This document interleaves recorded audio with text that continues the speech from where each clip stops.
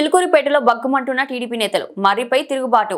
బండారుపల్లి సత్యనారాయణ చిలుకూరిపేట నియోజకవర్గం నాదెండ్ల మండల టీడీపీ అధ్యక్షులు ఎమ్మెల్సీ మర్రి రాజశేఖర్ను టీడీపీలో జాయిన్ చేసుకుంటే నాదెండ్ల మండలంలో టీడీపీ నాయకులు రాజీనామాలు చేస్తాం. తెలుగుదేశం పార్టీ కండువా కప్పుకున్న నాయకుల ప్రాణాలు తీయాలనుకున్న ఒక ఉగ్రవాది ఎమ్మెల్సీ మర్రి రాజశేఖర్.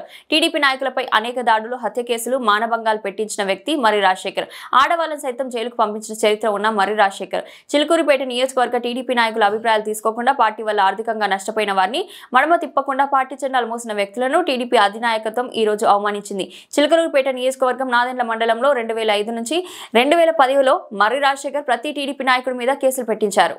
పార్టీ నాయకులు కార్యకర్తల యొక్క మనోభావాలు తెలుసుకోకుండా, అభిప్రాయం తీసుకోకుండా పార్టీలో చేర్చుకుంటూ కండవ కప్పుకోవడం అనేది ఈరోజు పార్టీయే శ్వాసగా బతికినటువంటి తెలుగుదేశం పార్టీ నాయకులు చిలుకూరిపేట నియోజకవర్గం యొక్క ఆవేదన తెలియజేయడం కోసం ఈరోజు ఈ విధంగా ముందుకు రావడం జరిగింది.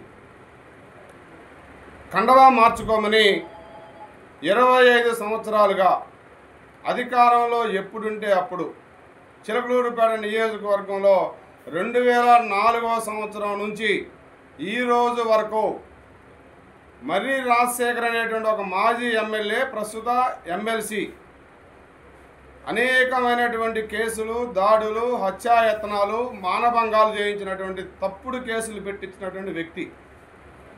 ఈ నియోజకవర్గం ఒక రోల్ మోడల్గా తయారు చేశాడు. తప్పుల కేసులు పెట్టడంలో ఉమ్మడి ఆంధ్రప్రదేశ్ రాష్ట్రంలో అనేక 307 కేసులు, అనేక SC ST కేసులు, దుర్మార్గమైనటువంటి ఆడవాళ్ళ మీద కూడా కేసులు పెట్టించి జైలుకు పంపించినటువంటి ఘనమైన చరిత్ర, ముఖ్యంగా తెలుగుదేశం పార్టీ వాళ్ళని పంపించిన చరిత్ర ఈ మర్రి రాజశేఖర్. ఇటువంటి వ్యక్తిని చిలుకూరిపేట నియోజకవర్గ తెలుగుదేశం నాయకులు, కార్యకర్తల యొక్క అభిప్రాయాలు తీసుకోకుండా పార్టీయే జీవితంగా బతికినటువంటి, ఆస్తులన్నీ ధ్వంసమైనా కూడా, అనేకమైనటువంటి ఆర్థిక ఇబ్బందులు ఉన్నప్పటికి కూడా ఎక్కడ వెన్ను చూపించకుండా, మడిమ తిప్పకుండా, తెలుగుదేశం పార్టీ జెండాని దింపకుండా పనిచేసినటువంటి నాయకులను ఈరోజు పార్టీ అవమానించింది. అది తీవ్ర మనోవేదన కలుగుతూ ఉంది. ఈరోజు మాకు 25 సంవత్సరాలు పోరాటం చేశాం ఒక మర్రి రాజశేఖర్ అనేటువంటి వ్యక్తితో.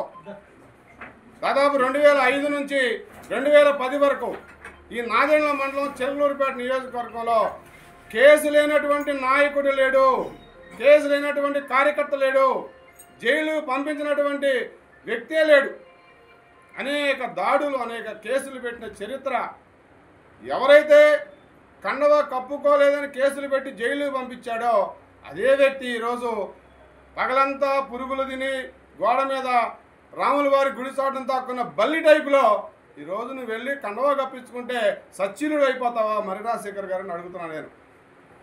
ఎంతమందిని ఈ నియోజకవర్గంలో చంపించాలని ప్రయత్నం చేశారు, తప్పుడు కేసులు పెట్టించాలని ప్రయత్నం చేశారు. మరి ఈరోజు ఎలా తెలుగుదేశం పార్టీ మీకు నచ్చింది? అదే కండవ తీసేయమని నా మీద ఎన్ని కేసులు పెట్టించారు? ఈ గ్రామం సాతులూరు గ్రామంలో 307 పెట్టి రాజమండ్రి జైలుకి ఎంతమందిని పంపించారు మీరు? SC ST కేసులు, తప్పుడు కేసులు పెట్టి 2006లో ఎంతమందిని జైలు పంపించారు? నా మీద ఎప్పుడు రౌడీ షీట్ తీయించారు? నన్ను ఎన్ని రోజులు జైలు పంపించారు? తెలీదా? మర్చిపోయారా మీరు? ఇవన్నీ తెలుగుదేశం పార్టీ అధిష్టానం పరిశీలించాలని మేము ఆవేదన పొందుతా ఉన్నాం. మా ఆస్తులు పోయినాయి, మా జీవితాలు పోయినాయి.